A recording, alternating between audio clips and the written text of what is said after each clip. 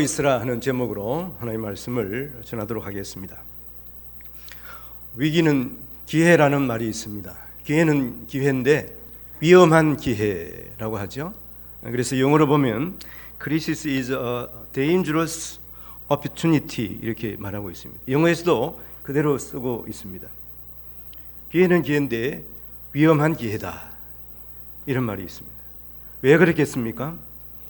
위기를 통해서 그 사람의 진가가 드러나기 때문에 그렇습니다. 그래서 마틴 루터킹 목사님은 이런 말씀을 하셨어요. 어떤 인물의 궁극적인 척도는 평안할 때에 드러나는 것이 아니라 바로 도전과 분쟁의 때에 어떻게 하는 것에 달려있다 이렇게 말하고 있습니다. 특히 우리 신앙 문제도 그렇습니다. 어려운 때에 우리의 신앙의 모습이 그대로 드러나기 때문에 그렇습니다. 지금 코로나 세계적인 이 팬데믹 때문에 사실은 온전히 이렇게 신앙생활 하기가 쉽지는 않습니다. 우리 장로님께서도 기도했습니다만은 이럴 때일수록 우리가 더욱 열심을 내야 하는 것이죠. 더욱더 기도하고 또 하나님의 말씀을 보면서 하나님의 말씀대로 살아가리라 이렇게 결심을 하고, 그리고 더욱더 예배 시간을 우리가 소중하게 여기며 하나님 앞에 예배하는 것을 게을리 말아야 하겠습니다. 그러나 사람들은 대부분 이 위기를 잘 직감하지 못한다고 그럽니다.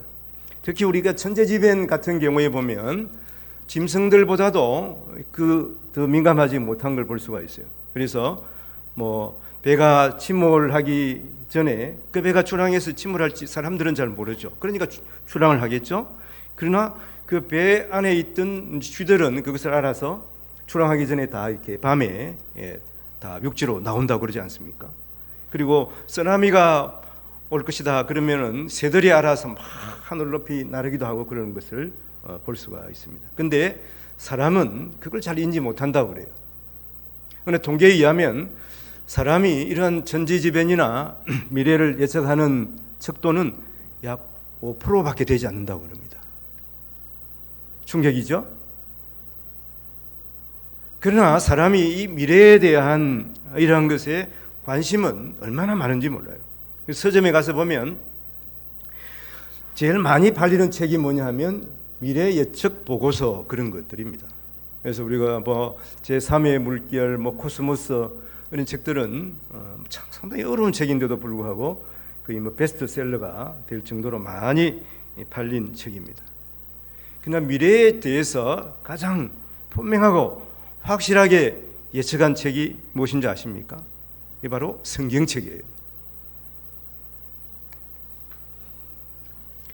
성경에 대해서 이렇게 연구하시던 학자들에 의하면은 예수 그리스도의 초림 2000년 전에 오셨지 않습니까? 초림에 대해서는 성경에 458번이 기록되어 있다고 합니다.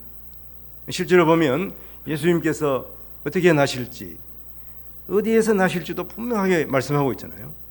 그런데 다시 오실 예수님에 대한 예언은 성경에 1518번이 기록되고 있다고 합니다. 근데 예수님께서 초림하신 그때를 정확하게 예측하고 기록한 내용보다도 다시 오실 예수님에 대해서 예언한 부분이 그러니까 약 3배 이상 많지 않습니까? 이것은 무엇을 말하고 있는 것입니까? 예수님께서 초림하신 것에 대한 예언이 정확하게 이루어진 것처럼 다시 오실 예수님에 대한 이 예언이 분명하게 이루어질 것을 하나님께서 우리에게 약속하시는 것을 우리가 분명히 알 수가 있습니다. 그러므로 성도들은 다시 오실 예수님을 준비하면서 살아가야 하는 것이죠. 그래서 깨어 있으라 하는 말씀은 우리가 다시 오실 예수님을 준비하고 살아가라 하는 말씀이에요. 사실 사람의 삶은 무엇인가를 준비하는 삶이에요. 생각을 해보십시오. 오늘 또 이 예배를 위해서 우리가 준비하고 또 이 자리에 나왔지 않습니까? 우리의 삶을 생각해 보면 우리가 태어나고 또 자라서 공부를 하고 한 이유가 무엇입니까? 좋은 대학교 또 가기 위해서. 이건 뭐 아닐 수도 있습니다만은 보통 그렇게 생각하지 않습니까? 그리고 이렇게 학교를 가고 또 열심히 공부해서 무엇을 준비하는 거예요? 취업을 준비하잖아요. 그 취업을 왜 하면서 또 무엇을 준비합니까? 또 결혼을 준비하게 되고, 결혼하면 그게 끝이 아니거든.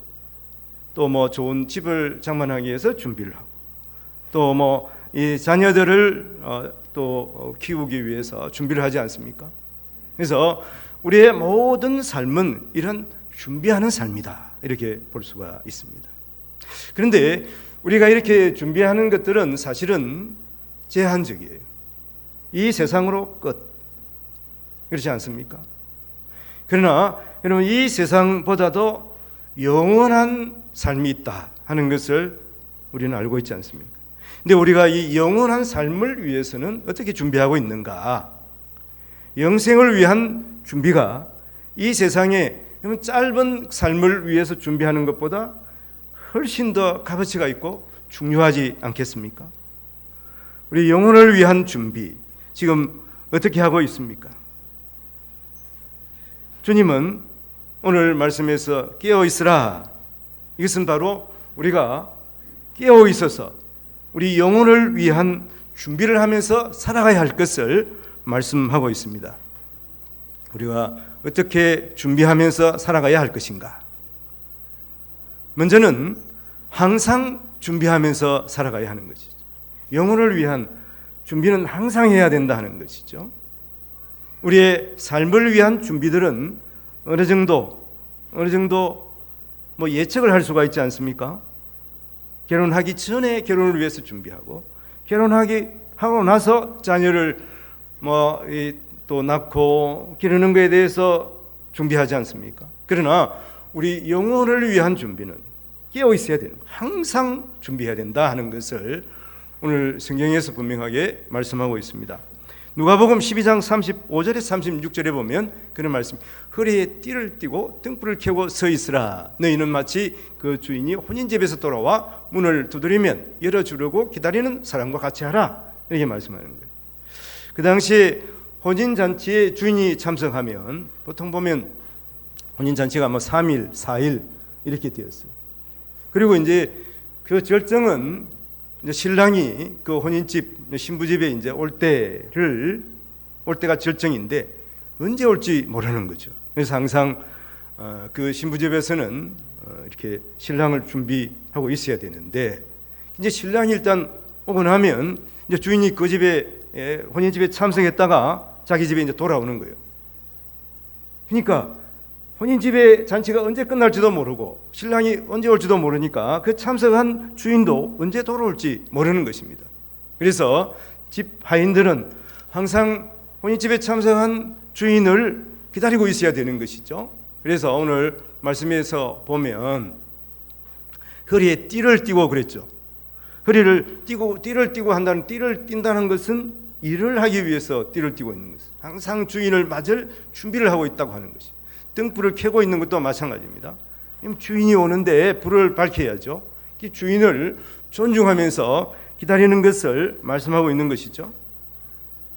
한밤중에 올지 언제 올지 모르기 때문에 주인을 기다리고 있는 이러한 종과 같이 우리는 항상 깨어 있어서 주님을 준비해야 하는, 주님 오시는 것을 준비해야 하는 것이죠.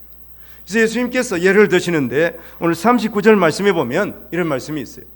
너희도 아는 바니 집주인이 만일 도둑이 어느 때에 이를 줄 알았더라면 그 집을 뚫지 못하게 하였으리라, 이렇게 말씀합니다. 예수님께서 갑자기 오시는 것을 비유하시면서 도둑을 비유하세요. 다른 것도 비유할 수가 있는데 왜 하필 예수님께서 도둑으로 비유를 하셨을까? 주님 다시 오실 것을 왜 그랬을까요? 이 도둑보다 모르게 오는 사람이 어디 있겠습니까? 예수님께서 이렇게 어떻게 보면 반대로 이렇게 막 비유를 하실 때가 많습니다. 그래서 머리에 쏙 들어오게 하는 거예요. 아, 주님은 갑자기 오시는구나. 그걸 어떻게 하는 거예요? 도둑처럼 오신다. 이 말씀 한마디로 우리는 분명하게 알 수가 있지 않겠습니까? 이것은 절대로 주님은 예고하고 오시지 않는다 하는 거예요. 예고하고 오시지 않는다. 이단들은 뭐 보면 언제 오신다 그래가지고 한동안 소동을 일으킨 경우도 있었습니다. 그래서 마태복음 24장 36절에 분명하게 말씀하시는 내용이 있습니다. 그러나 그날과 그때는 아무도 모르나니 하늘의 천사들도 아들도 모르고, 아들은 예수님도 모르신다는 거예요. 오직 아버지만 아시느니라. 성부 하나님만 아신다고 분명하게 예수님이 밝히고 있는 것입니다. 우리도 사실 예수님께서 언제 오실지 분명하게 말씀을 해주면 그때를 대비하고 있을 건데, 주님이 언제 오실지 도둑처럼 오신다 그러니까 이건 참 난감하지 않습니까? 그러나 사실은 그렇지 않습니다. 주님은 도둑처럼 오시는 거예요. 만일에 주님께서 언제 오신다 그러면 어떻게 되겠습니까? 사람들이 그때만 대비하는 거예요. 한때 우리가 아는 대로 다미선교회는 언제 10월 18일인가 28일 온다 그래가지고 사람들이 막 흰 옷을 입고 거기서 막 기다리고 그랬어요. 주님이 오시지 않았어요. 그리고 뭐 구원파는 이렇게 오실 날짜를 정해놨으니까, 제가 서울에서 부교육자 전도사를 하고 있을 텐데, 그때 그 집 어떤 분이 이걸 믿었어요. 그래서 주님이 언제 오신다, 이제 내년에 오신다 이렇게 되니까 이단에 해필이면 교회 안에서도 그 이단에 빠진 사람들이 있더라고요. 나중에 알았는데. 그러니까 그 집 자녀들이 공부를 안 하는 거예요. 그때는 몰랐죠. 그래가지고 대학교도 안 가는 겁니다. 어떻게 되겠습니까? 결국은 그 자녀들이 너무나 힘들게 생활했어요. 그래서 나중에 이제 큰아들이 이제 제 그때 중고등부하고 있을 때 학생이었는데, 그래서 공부도 안 하고 그래서 공부를 해야 된다. 학생은 공부를 해야지 그런데 안 하는 거예요. 나중에 알고 보니까 거기 속한 사람이에요. 그래서 이제 여튼 뭐 뒤에 또 공부를 하고 군대를 가고 그래서 또 나중에 신학을 하긴 했습니다. 제가 이제 그 교회를 떠나고 나서 얼마 후에 이제 연락이 왔더라고요. 자녀들이 너무 힘든 거예요. 그런데도 한번 이렇게 이단에 심취하고 나니까 그 부모들은 돌아오지 않더라고요. 얼마나 안타까운지 모릅니다. 사실은 우리는 언젠가 우리의 인생의 종말을 맞이하게 됩니다. 그래서 인생의 종말은 개인적인 종말이 있고 또 우주적인 종말이 있어요. 우주적인 종말은 예수님께서 재림하실 때예요. 그렇지만 개인적인 종말은 무엇입니까? 우리의 육신의 호흡이 멈출 때다 하는 것이죠. 사람이면 누구나 언젠가는 이러한 종말을 맞이하게 되는 것입니다. 그래서 우리는 우리의 영혼을, 특히 이 영생을 위한 준비를 하고 있어야 되는 것이다. 반드시 찾아오는 종말을 우리가 생각하며 살아가야 하는 것입니다. 어떤 청년이 목사님에게 가서 어떤 상담을 하는데, 목사님, 성경에 보니까 죽기 직전에 예수 믿고 천국 간 사람이 있던데요? 이렇게 묻는 거예요. 그러니까 이제 목사님이 있죠. 바로 예수님 곁에서 오른편에 있던 그 강도가 마지막 그 순간에 예수님을 믿고 천국 갔거든요. 그래서 예수님께서 오늘 네가 나와 함께 낙원에 있으리라 그랬기 때문에 아마 그 강도일 것입니다. 이렇게 이야기를 했어요.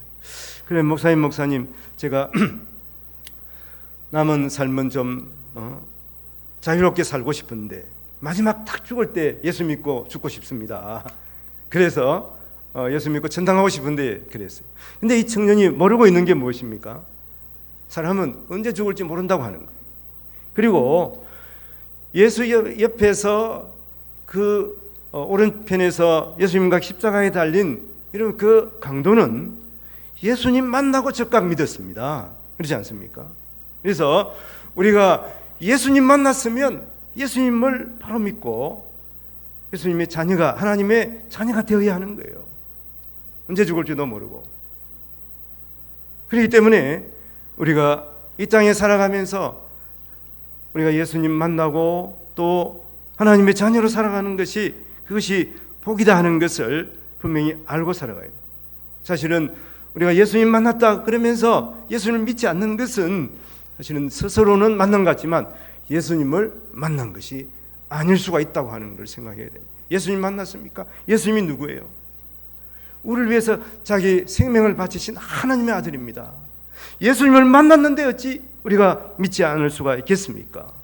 예수님 만났으므로 우리는 예수님을 믿고 하나님의 자녀로서 이 땅에서 하나님의 자녀답게 살아가야 하는 것입니다. 사실은 초대교회 상황도 보면 그런 경우가 있었습니다. 데살로니가 후서 2장 1절 2절에 보면 이런 말씀이 있어요. 형제들아 우리가 너희에게 구하는 것은 우리 주 예수 그리스도의 강림하심과 우리가 그 앞에 모임에 관하여 영으로나 말로나 또는 우리에게 받았다는 편지로나 주의 날이 이르렀다고 해서 쉽게 마음이 흔들리거나 두려워하거나 하지 말아야 한다는 것이라. 주의 날이 이르렀다고 하는 말을 듣고서 우리가 두려워하거나 흔들리거나 하지 말아야 한다는 것이죠. 그래서 사도 바울이 분명하게 데살로니가 후서에서 그 마지막 때라고 생각하는 그 사람들에게 이렇게 단언하는 말씀이 있어요.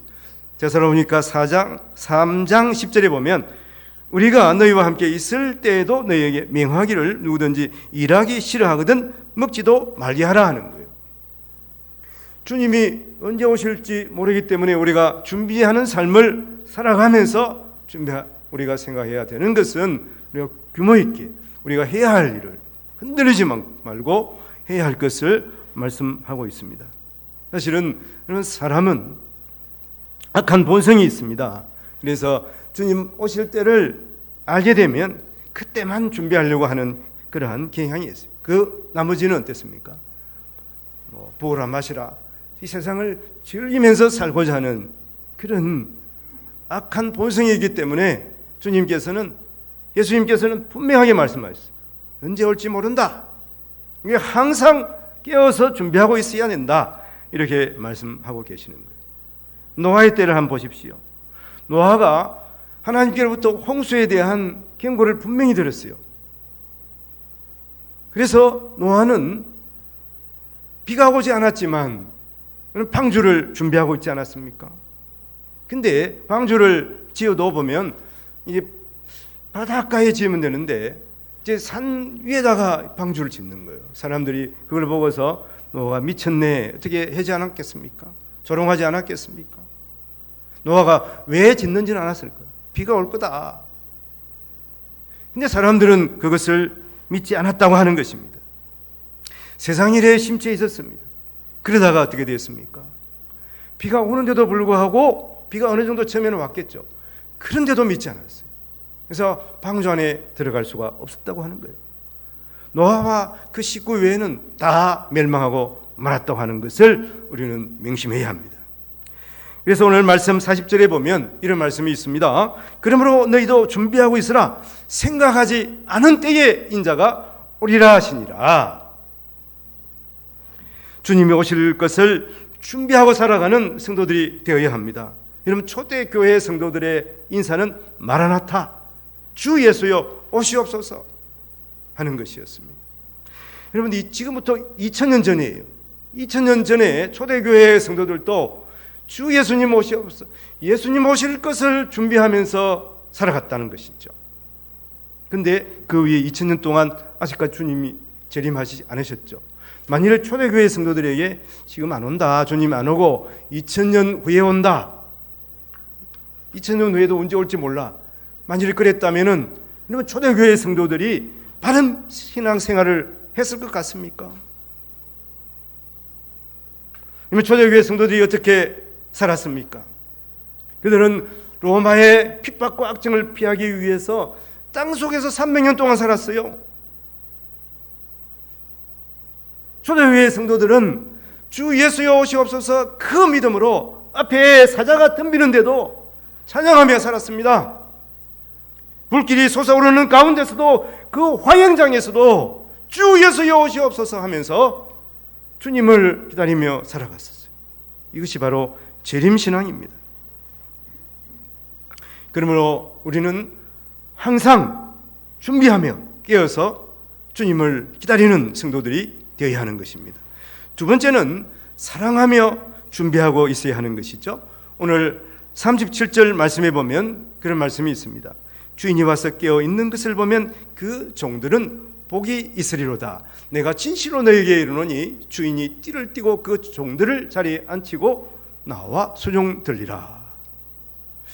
주인이 와서 깨어 있는 것을 보면 주인이 너무나 기쁜 거예요. 그래도 여러분 종이 주인님 오셨습니까? 얼마나 힘드셨습니까? 그래서 뭐 발도 닦아주고 씻어주고 그래야 될 거 아니에요. 그런데 주인이 너무 기쁘니까 어떻게 한다는 것입니까? 종들을 앉혀놓고 종들을 막 허리도 주물러주고 다리도 문질러주고 이렇게 했다는 것이죠. 그러니까 종으로 섬기는 것이 아니에요. 여러분 이런 주인 만나면 얼마나 좋겠습니까? 근데 그런 주인이 누구예요? 그런 주인이 바로 우리 구주 예수 그리스도예요. 오늘 38절 말씀도 보면 이런 말씀이 있어요. 주인이 혹 이경이나 혹 상경에 이르러서도 종들이 그같이 하는 것을 보고 있으면 그 종들은 복이 있으리로다. 종은 물론 주인을 위해서 충성해야 합니다. 기다리는 것은 의무로 생각하면 사실은 끝까지 기다릴 수가 없는 거예요. 사랑하는 마음이 있어야 되는 거예요. 사모하는 마음이 없는데 기다리면 얼마나 짜증이 나요. 주인이 늦게 온다, 이거 짜증난다, 그럴 수밖에 없지 않겠습니까? 그러나 사랑하면 시간이 어떻게 가는지도 몰라요. 주인이 늦게 오는데 좀 주인 걱정하고 오다가 일이나 있지 않을까, 그렇게 되지 않겠습니까? 그것은 여러분 자녀를 보면 알아요. 자녀가 밤에 나갔다고 생각해 보십시오. 자녀이 안 돌아오는 거예요. 시간이 됐는데. 그러면 부모가 어떡합니까? 부모가 기다리는 것입니다. 공부하고 늦게 오는 자녀를 기다리는 부모 한번 생각해 보세요. 무슨 소리만 밖에서 나면 쫓아나가서 왔냐 물어보지 않겠습니까? 솔직히 이제 부모라 그랬지만 아빠보다 엄마가 더 하죠. 보통 그렇지 않습니까?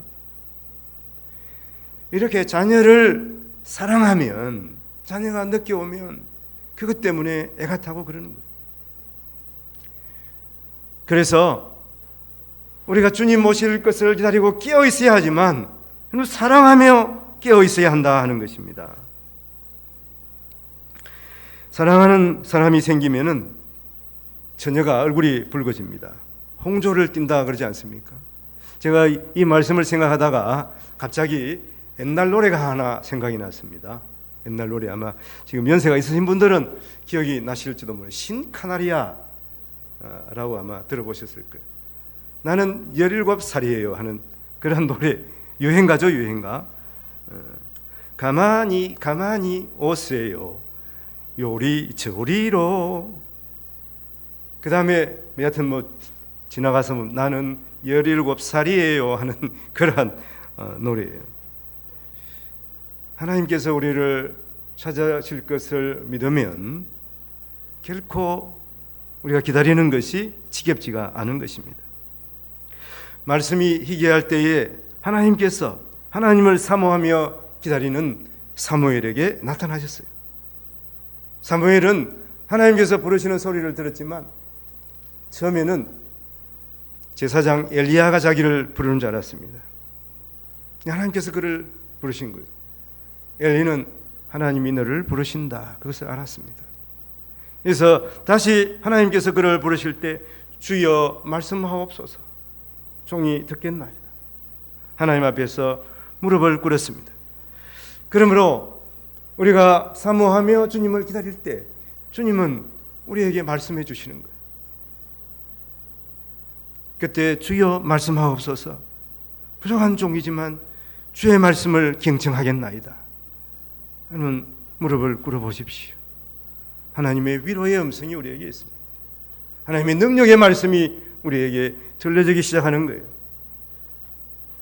사실 성경에 보면 예수님의 죽음에 대해서 주님은 여러 번 자기가 어떻게 죽으실 것과 또 주님께서 어떻게 십자가를 지시고 죽으시고 부활하실 것에 대해서 말씀하시잖아요. 대부분 제자들은 믿지 않았습니다. 그런데 예수님이 12 제자들 가운데에서 이것을 어느 정도 믿은 사람이 있었어요. 그 사람이 누구냐면 가룟 유다입니다. 그럼 베드로가 예수님께서 죽으시고 부활하실 것에 대해서 가룟 유다보다 더 잘 알고 믿은 것이 아니에요. 성경이 자세히 보세요. 사실 베드로는 예수님께서 내가 죽었다가 고난을 당하다가 죽었다가 다시 부활, 전혀 믿지 않았어요. 베드로는 처음에 믿지 않고 있다가 어떻게 됐습니까? 예수님께 혼났거든. 주님 그러지 마시고, 주님이 왜 죽습니까? 그때 내가 나서서 주님 죽지 않도록 내가 말리겠습니다. 이런 사람이 베드로예요. 예수님께서 사탄아 물러가라 그렇게 하지 않았습니까? 그런데 가룟 유다는 어느 정도 믿은 것 같아요. 예수님이 아마 죽으시려나 보다. 그리고 예수님이 12 제자들보다 더 확실하게 믿은 사람이 한 사람 있는데, 이 사람이 마리아입니다. 마르다의 동생 마리아. 그래서 성경에 보면 가룟 유다와 이 마리아의 반응을 보면 알 수가 있어요. 우리가 아는 대로 가룟 유다는 됐습니까? 예수님을 은 30에 팔았잖아요. 그런데 그럼 마리아는 어떻게 한 줄 압니까? 소중한 옥합을 열어서 예수님의 발에 부었습니다. 요한복음 12장 3절에 보면 마리아는 지극히 비싼 향유 곧 순전한 나드 한 근을 가져다가 예수의 발에 붓고 자기 머리털로 그의 발을 닦으니 향유 냄새가 집에 가득하더라 그랬습니다. 근데 이것을 보고 가룟 유다는 어떻게 한 줄 알아요? 요한복음 12장 4절 5절에 보면 이런 말씀이 있어요. 제자 중 하나로서 예수를 잡아줄 가룟 유다가 말하되 이 향유를 어찌하여 300데나리온에 팔아 가난한 자들에게 주지 아니하였느냐? 이 가룟 유다의 대답이에요. 그 다음에 예수님께서 말씀하시기를 요한복음 12장 7절 말씀 보면 예수께서 이르시되 그를 가만두어 나의 장례할 날을 위하여 그것을 간직하게 하라. 물론 마리아가 확실하게 아는 건 아니지만 예수님의 말씀을 통해서 어느 정도 알았어요. 그래서 이렇게 자기가 가장 소중하게 생각하던 이 향유 옥합을 열어서 예수님의 발에 붓고, 사실은 이 일이 예수님의 장례를 위해서 준비한 것이라 예수님께서 이렇게 언급해 주시지 않습니까? 이것이 사랑의 차이예요. 우리가 안다고 해서, 깨어있는다고 해서 다가 아닌 것이죠. 사랑하며 깨어있어야 한다는 것입니다. 아는 것도 중요하지만 가장 중요한 것은 사랑하는 것이죠. 사랑은 허다한 것을 덮습니다. 특히 부부 사이에서 서로를 깊이 알아가는 것도 중요하죠. 그렇지만 중요한 것은 사랑하는 것이죠. 그래서 혹시 문제가 있습니까? 부부 사이도 마찬가지지만 우리의 삶에 있어도 여러 가지 여러분 견해 차이가 있지 않겠습니까? 그럴 때 어떻게 해야 되겠습니까? 중요한 것은 우리가 함께 기도하면서 사랑하게 하옵소서, 이 간격이 빨리 좁혀지게 하옵소서, 이 문제가 해결하여 주시옵소서. 그 기도도 중요해요. 그냥 그것보다 중요한 것은 우리가 서로 사랑하게 하옵소서, 이 기도를 드려야 하는 것이죠. 그러면 해결이 되는 것입니다. 첫 번째는 무엇입니까? 우리가 어떻게 준비해야 된다고 그랬습니까? 항상 준비해야 돼요. 두 번째는 사랑하며 준비해야 돼요. 세 번째는 무엇이겠습니까? 청지기의 삶을 살아가면서 준비해야 되는 거예요. 우리가 맡은 자리에서 맡은 사명을 감당하면서 우리가 준비해야 한다는 것입니다. 오늘 42절 말씀에 이런 말씀이 있습니다. 주께서 이르시되 지혜 있고 진실한 청지기가 되어 주인에게 그 집 정도를 맡아 때를 따라 양식을 나누어 줄 자가 누구냐? 우리가 알아야 할 것은 우리는 내 삶의 주인이 아니라는 것. 이것을 성경에서 계속 말씀하고 있어요. 근데 우리는 끝까지 보면 이것을 잘 믿으려고 해요. 내 삶은 내 것이야. 그런데 여러분, 그렇다면 내 머리카락 한 타로 바로 할 수가 있어요? 그럴 수가 없지 않습니까? 내 생명을 내가 마음대로 할 수가 있습니까? 그렇지 않습니다. 하나님께 달려 있어요. 그러면 그 모든 다른 것들은 어떻게 했습니까? 하나님의 뜻에 가장 작은 것, 가장 중요한 것이 하나님의 손에 달려 있다 그러면 하나님의 손에 달려 있는 것이에요. 내 소유가, 내 몸뚱이가 내 소유가 아니라고 하는 것입니다. 우리가 이것을 분명히 인식하고 살아가야 하는 것이죠. 이 땅에 오게 하신 분도 하나님이세요. 그리고 이 땅을 살아가면서 나에게 사명을 주신 분이 하나님이십니다. 그리고 하나님께서는 반드시 내 호흡이 끝나고 하나님 앞에 가는 때에, 가는 그 순간에 하나님께서 내 삶에 대해서 결산하신다고 하는 거예요. 성도의 삶은 청지기의 삶입니다. 우리에게 맡기신 사명을 충실하게 감당하며 살아가야 하는 것이죠. 사실은 주님께서 한 번 오셔도 되는 거예요. 한 번 오시고 심판하시면 되는 것이죠. 그런데 주님께서 소림하시고 다시 재림하시겠다고 하시는 이유가 무엇입니까? 하나님의 이러한 계획이 왜 있겠습니까? 그것은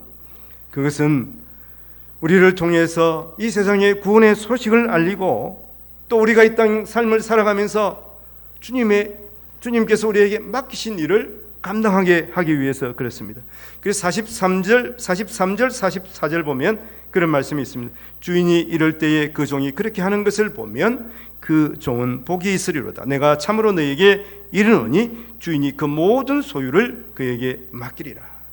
이것이 은혜예요.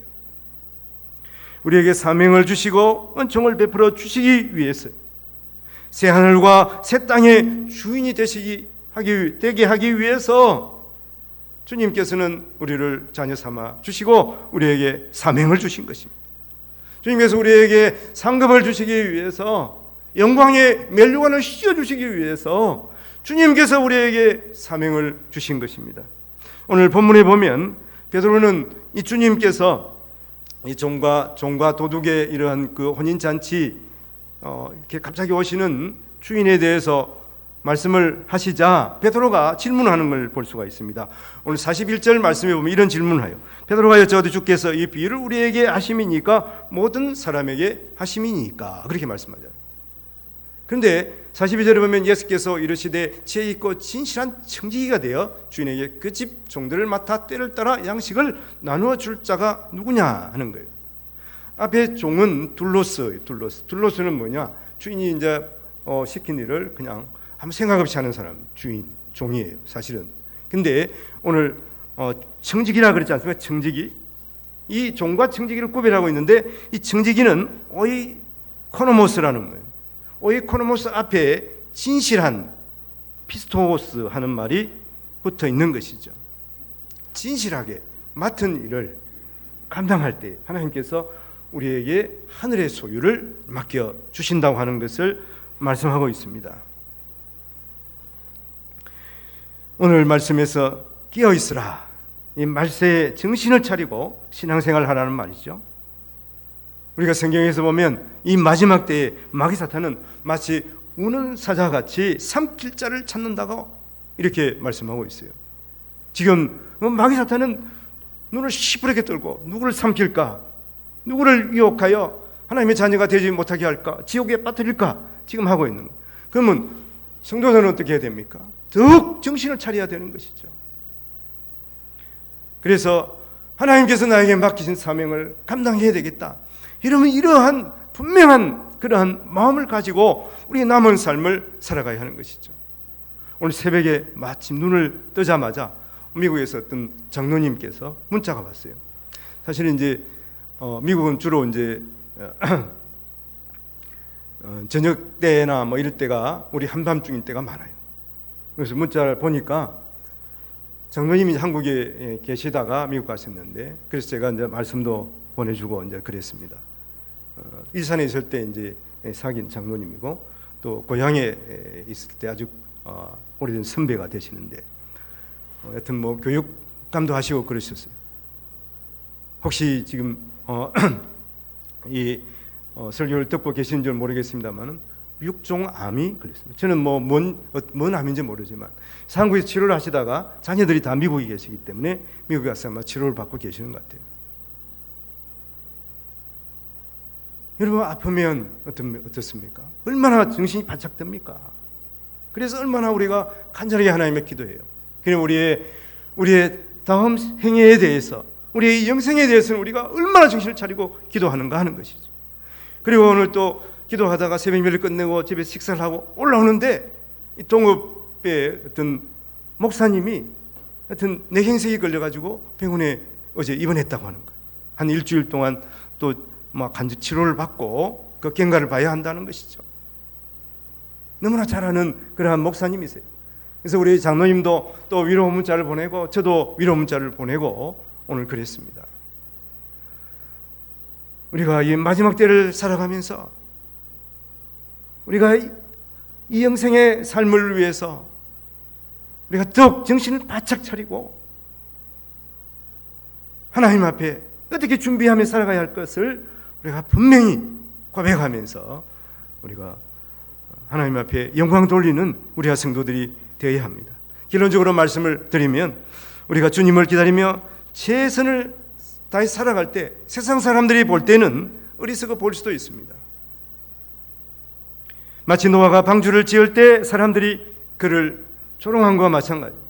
그래서 사실 우리가 그렇게 살아갈 때 보면 때로 우리가 삶에 있어서 좀 사람들이 볼 때 답답해 보일 수 있는 거예요. 손해를 보는 일도 있습니다. 그러나 주님께서 초림하신 것처럼 주님께서 반드시 다시 오시는 것이죠. 그래서 주님 오실 것을 믿고 오실 때를 기다리며 영혼을 준비하며 살아가는 우리 모든 성도들이 되어야 하겠습니다.